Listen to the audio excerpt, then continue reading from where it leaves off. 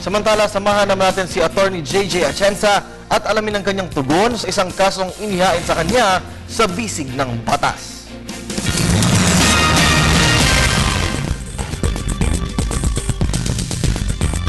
Gusto na raw mag-resign ni Eddie sa kasalukuyan niyang pinagtatrabaho.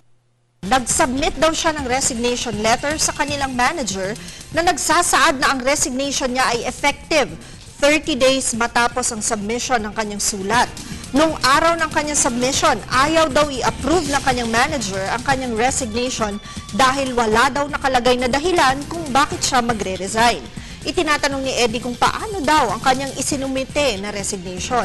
Wala na raw bang bisa ito?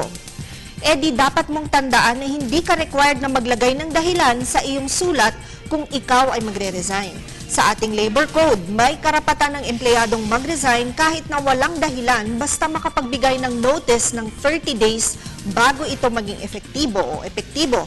Kapag hindi sumunod ang empleyado sa kautusan ng batas tungkol sa 30-day prior notice, maaaring ihabla ng kumpanya o employer ang nasabing empleyado. Tungkol naman sa iyong resignation letter, Eddie, mukha namang valid ang tender of resignation mo. Hindi ka maaaring pigilan sa iyong pagre-resign dahil kapag pinilit ka pa rin ng iyong manager na manatili sa serbisyo, magiging involuntary servitude na ito. Maayos naman ang iyong sulat dahil nagbigay ka ng 30-day notice bago maging epektibo ang iyong resignation. Paalala lamang po, ang aming opinyon ay base lamang sa mga detalyeng inyong ibinigay sa amin. Malaya po kayong makakakonsulta sa inyong abogado sa inyong mga legal concerns. Para naman po doon sa mga sumulat sa snail mail o sa door-to-door delivery, antabayanan po ninyo at sasagutin namin ang inyong mga tanong sa mga susunod na araw. Mag-email lamang po kayo sa ptv4newscenter@gmail.com.